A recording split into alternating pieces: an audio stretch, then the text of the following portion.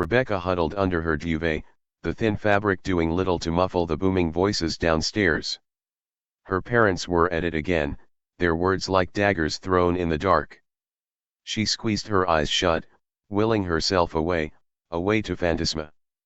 Closing her eyes tighter, the familiar rush filled her mind, the prickling sensation of magic settling over her.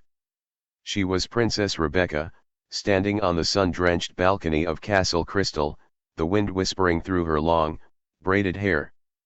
Below, the bustling city shimmered with vibrant colors, a testament to her wise and benevolent rule. Mormon, her talking unicorn, nudged her hand, his coat gleaming like freshly fallen snow. Norbert, the courageous mouse, perched on her shoulder, his tiny whiskers twitching. Fantisma was her sanctuary. But tonight, something was different. A shadow, cold and creeping, stretched across the eastern horizon, dimming the vibrant hues of the land.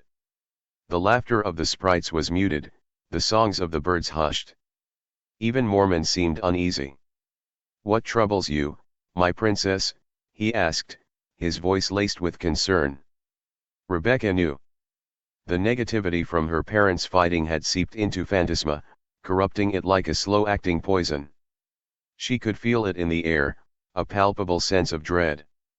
"The shadow in the east," she said, her voice trembling slightly. "It's growing stronger." The call to adventure had come. But Rebecca hesitated. Facing the darkness in Fantisma meant facing the mirrored darkness within herself, the pain and fear her parents' arguments stirred. The thought was overwhelming.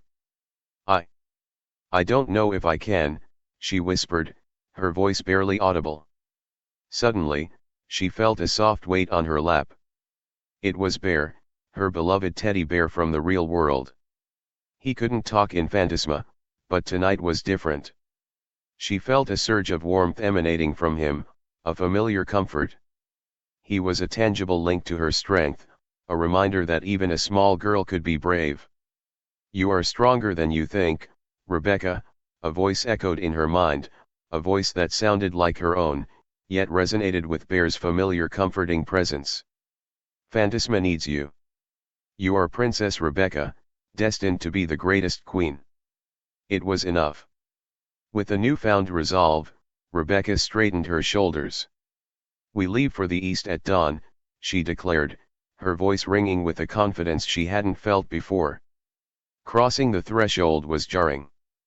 The once vibrant landscape was choked with gray, the air heavy and oppressive. Corrupted creatures lurked in the shadows, their eyes burning with malice. They were a twisted reflection of the joy and wonder she had poured into this world. The journey was fraught with peril.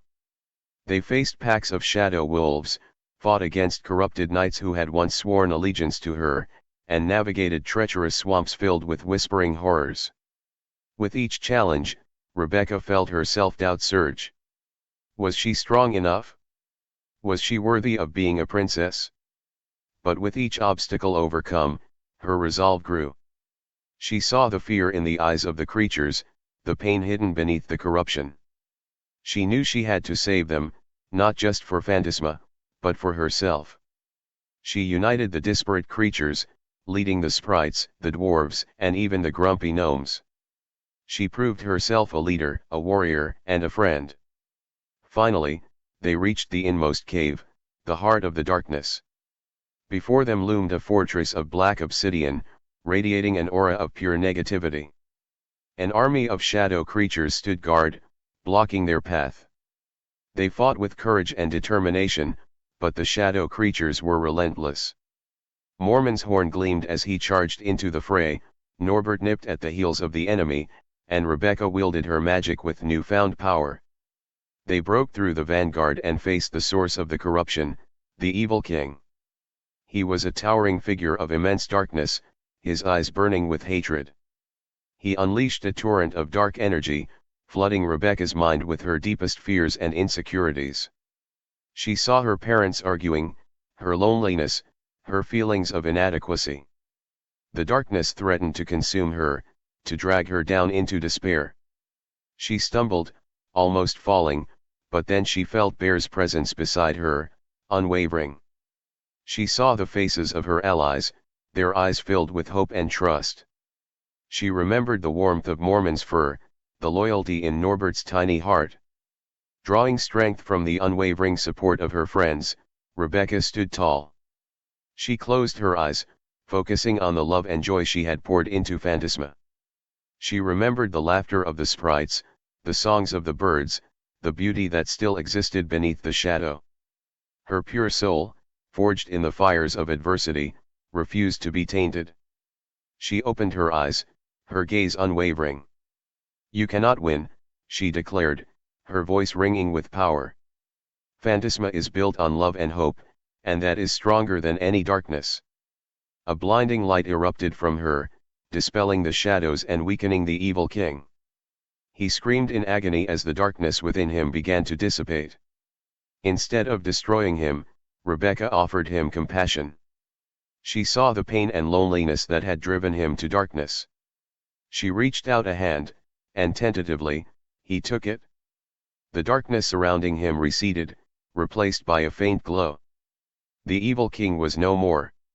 In his place stood a tall, slender figure, his eyes filled with remorse. "Thank you," he whispered, his voice hoarse. "I was lost in the darkness." Together, they cleansed the land, restoring the vibrant colors and bringing joy back to Fantisma. The shadow retreated, and the creatures rejoiced. Returning to Castle Crystal, Rebecca felt a profound sense of peace. She had faced her deepest fears, conquered her self-doubt, and emerged stronger, more confident, and more compassionate. Lying back in her real-world bed, the sounds of her parents still faintly audible, Rebecca felt different. The journey to Fantisma had become a powerful reminder of the strength that resided within her. She knew her parents' arguments wouldn't magically disappear, but she also knew that she could face them. She wouldn't let their negativity define her, corrupt her inner world. She clutched Bear tightly, feeling his warmth and comfort.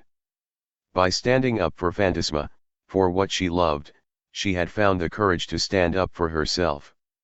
She returned with the elixir, the knowledge that even in the face of overwhelming adversity, she had the capacity to not only survive, but to thrive, to change darkness into light, and to emerge as the hero of her own story, both in a world of magic, and in the world she must face every single day. From that day forward, Rebecca would continue to venture into Fantisma, but now she knew the true magic resided not in some far-off place, but within herself.